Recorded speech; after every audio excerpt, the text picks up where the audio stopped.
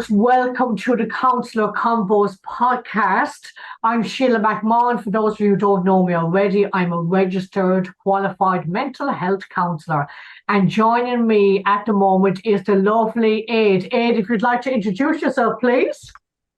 Hello, my name's Aid, Adrian for short, and I'm a therapist. I do different types of therapy, different speaking therapies, and I've known Sheila for a while now, and I'm glad to be here.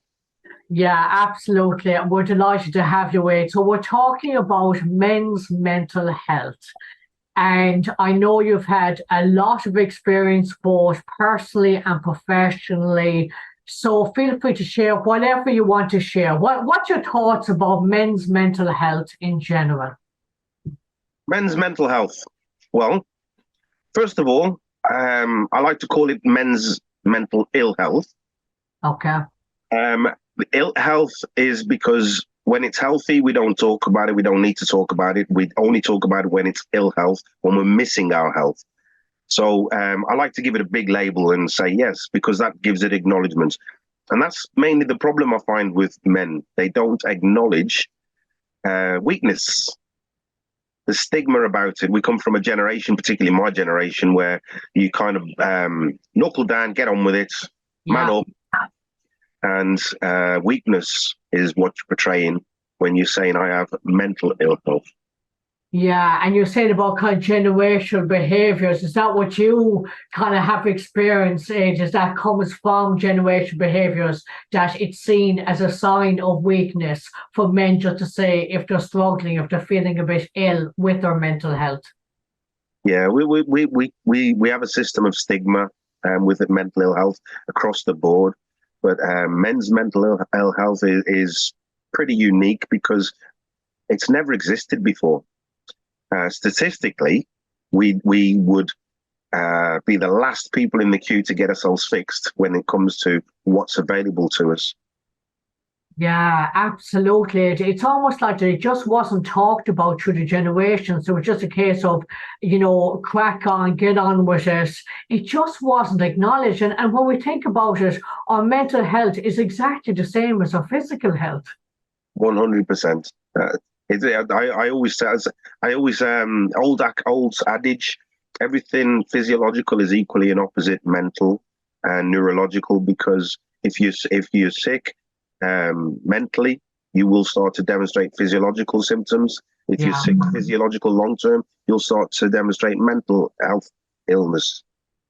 Yeah, absolutely. And Aid, like I know some of your story and you've certainly been through it yourself, and it's a case of only share what you're comfortable to share. I think people's stories are really powerful, and especially from the younger you, if you're happy to kind of, if we were to almost to reflect and look back, it's always like, what have you learned when you look back about your mental health when you were younger that maybe nobody told you or there wasn't an understanding of it? If that's not too personal question to ask. It's not a problem at all. Okay. All roads lead to stress. That's one of my mantras. Okay. Where that stress originates, that's the activating event. That active event quite often is found in our youth, in our early life, in our developing years. Mm-hmm. With regards to the male perspective, we have a template, which is our parentage, and we follow that template into adulthood. If our parentage, and they come from a generation where mental ill health did not exist. Yeah. And we picked up on their ill health, which is the foundation for our stress and our trauma and our potential for illness in later years. And I know it sounds a bit contraindicative, saying, yeah, you got to blame somebody else. But no, everything has a foundation. You are susceptible because of your environment. And if your environment is harsh, disciplined, toxic, for example, parents coping through alcohol, we know today that that's a very negative coping strategy. Yeah. Nobody acknowledged that back in the days. It was normal. You know, if anything was popular, I know certainly back in Irish, culture, that it was all about going to the pub and having the lock-ins, and like alcohol is great, but in moderation and not to be used as a coping mechanism all the time. And when people are out of control, it just can be very damaging. People can't be available when they're so reliant on alcohol. But then you can understand through the generations when people didn't talk about their mental health, they kind of their escapism was alcohol. We see it, we acknowledge it in modern times. We tend not to in older years. The neighbours are fighting next door, for example. Yeah. Mum and dad's kicking off. We can hear them fighting, and we're all upset, and we're saying, "Oh, those poor children have to listen to that." But in earlier years, they wouldn't be arguing. There'd be hell for leather, punches thrown, and everything. Things crashing and breaking, and the belt coming out, and that would have been in my generation, that would have been very normal. And we look at it now and we think, yeah, well, it did me no harm. It made me the man I am. And it's like, yeah, we're kind of screwed up. Yeah, I suppose I remember when I was studying family therapy, one of the guys, the tutors there, said the harm that it did is you're thinking that it did no harm. 100%. Yeah, I thought what a profound thing for him to say, because I sometimes come across that in my private practice. Well, it didn't do me any harm, really, and that's how you want to be towards your kids, beat the shite out of them, you want them to be afraid of you, really. Most people actually don't want that, and most people feel very guilty if they do end up belting their child. Well, we get a lot of people that get on the defensive mode, and it's not an attack, it's just an acknowledgement of fact. An example would be when you look at the era, the environment, the world that our parentage or their parents grew up in, it's not the same world as today. Their values and their beliefs and their environment is not the same as it is today. And our grandchildren will be alien to our generation. Yeah. If we pass on that trauma, if we pass on that belief, if we pass on that level of stress in the foundation years, then they will be far, far, far less capable of handling it in the grown-up years, in the elder years, because the world doesn't allow for it anymore. Yeah, it's interesting, Ed, like as you're speaking there, it highlights, and I often come across this issue, within the counselling practice with guys, that they were only shown a way to discipline their kids by belting them, by instilling fear in them. Now, we know that that's just passing on trauma that they maybe received themselves from their parents. If, let's say, you are dealing with, challenging teenagers, I mean, who isn't challenging, full stop, whatever age you are, but we'll say, having been through your own experiences, that kind of, how do you think is best way to manage or to communicate or to get the best out of a parent-teenager relationship, in your own opinion? Oh, that's a big question. Yeah. For every parent, it's trial and error. Yeah. Every parent. Myself, when I had kids, I didn't know what I was doing with my kids. I knew the template that I grew up in was quite harsh. Okay. I didn't want to repeat it. So I never, ever disciplined with violence or the threat of violence for my children. Never did. They've all done better than me.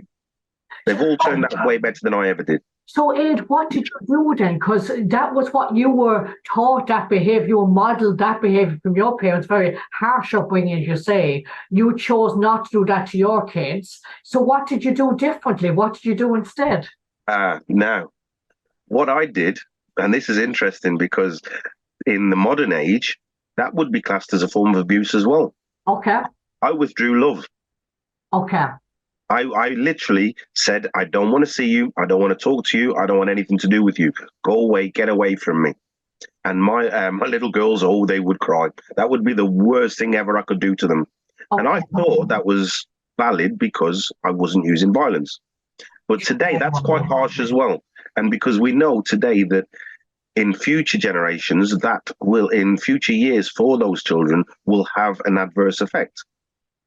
You know what, Ed? It goes back to what you were saying. It's trial and error. Uh, It really is. And that's why, like, there's never any judgments here because, wow, I mean, it's the hardest job in the world. I absolutely commend all parents out there.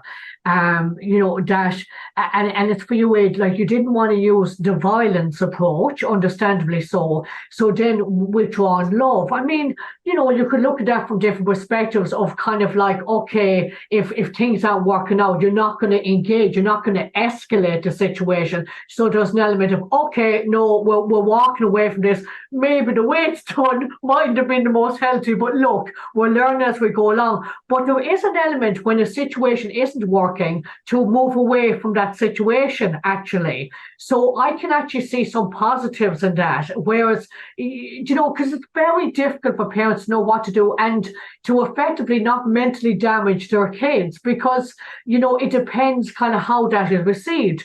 A teenager might think, fair enough, well, I don't want to speak to you anyway and walk away. And that actually might be the space that you need to come back and go, actually, Dad, I was a bit out of order. Can't we have a chat? Yes, of course we can, son, when we're speaking with a bit of respect here. 100%, 100%. I've got grandchildren now and different techniques, but when I look at them, I'm like, ooh, and I see things that I never would have seen before. And my youngest, when he has a tantrum, oh, he's brutal, and I just laugh and I tickle him. And I put my wet finger in his ear, and when he's going, and I put my finger in his mouth and say, yeah, and in the end, he bursts out laughing. I could never do that. I could never, ever do that as a parent because it would be, you're embarrassing me. Stop what you're doing. You need to behave yourself. I don't get the same effect now, but that was trial and error. That's many years of experience before I'm capable of seeing, like it's funny, when we talk, go back to men's mental health, like, that's such a different way of doing it, tiddling, having fun, but whereas, as you say, in the past generation, your parents don't embarrass me, don't be, making a scene. Like for you, Wade, do you think that had those sort of generation behaviours had a knock-on effect on your mental health for a period of time? 100%. I was susceptible to PTSD, Okay. Which was blatantly evident in my actions. Yeah. My teenage years, very, very difficult. Violence was a normal for me. Wow. And literally, I'd grown up with violence. School gave me violence.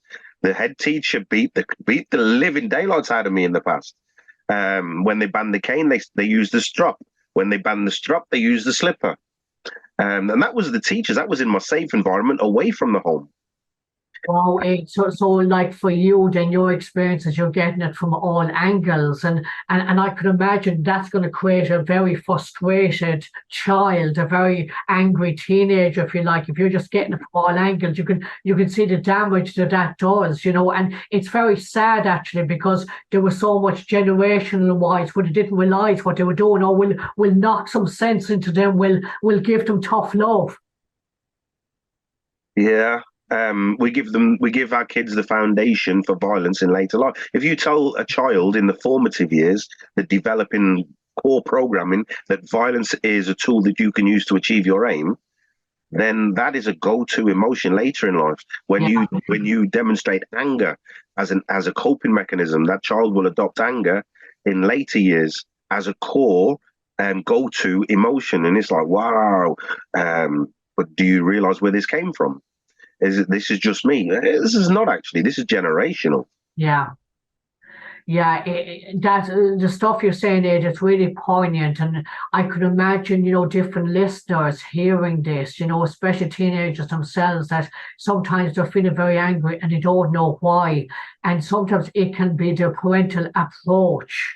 That sometimes, it's how they're being parental. Sometimes the parents don't know any better. And I suppose it really is about education, isn't it? Because when it comes to men's mental health, we all want to kind of do the best for each other. We all want each other to be happy here. So we do need to be aware of how parents' behaviours are coming across and how poor teenagers may be feeling confused and always feeling like they're the ones in the wrong. Well, that's if you look at the heroes today, And the heroes today in the violence that's out there. I mean, violence when I lived in a very violent society. My best friend grew up. He went one way, I went the other way, but he ended up shooting another guy in the chest twice. Wow. Yeah. And he was brought up in a very disciplined, very, very disciplined household, but violence was the norm. Yeah. Now, you look at kids today and there's 12-year-olds going into A&E with stab wounds. The violence is still there, but it's a different kind of violence. And kids, literally 12-year-olds being stabbed is unheard of in my day. Yeah. Every major town and city in the country is seeing this phenomenon. Yeah. And it's a case of, they feel threatened. They don't know what to do. They're defending themselves. It's okay to have violence if you are warranted. And it's like, actually, no, we need to teach that violence is never the answer. And only the person initiating the violence will pay the price. Sure. And it makes me wonder, like, and we might know the answer to this is, what is the answer? Because sometimes, teenagers feel like that they do need to carry a knife and, protect themselves. And it is so sad because I come across that you're counseling young people that they're on age and these gang cultures, and they have to watch themselves. And of course, that's going to affect their mental health, anxiety and stuff like that. How can they live kind of anxiety free without feeling like they need to carry a knife? That's the thing. I mean, the world's always evolving. We struggle to evolve with it. We've only got the template from before, but we know the template from before was not correct. Yeah. So, new template. What is the new template? How can we fix the current situation? And I don't think any of the old techniques worked. They didn't work for us. So those techniques will not work for the next generation. What will work is positive understanding, communication, care, attention. Understanding that a teenager is the most volatile, vulnerable being there ever is. And they will explode because they don't know how to handle their emotions yet. Absolutely, and it's having outlets for that. Like I recall my brother, as he was growing up, he played the drums, and I'm sure he would say himself that he didn't realise it at the time, but that was such an outlet for anger, frustration, and stuff like that. Ed, I'm mindful of the time. I know that we're coming towards the end of our time today. When it comes to men's mental health, I don't know, what are the lessons that you've learned that stand out for you that maybe you'd like to kind of pass on? Just any bit of advice or any bit of learning for you now as adult age and being through your own life? Anything you want to share? If I could pass on to any group, is know that you are not a unique individual. The alpha male is malprogrammed male. Yeah. The alpha male is out on their own, but will suffer on their own. So the only way to lead is to lead in a pack, lead in a group, be part of a group, socialize, communicate. Sharing is caring. Yeah.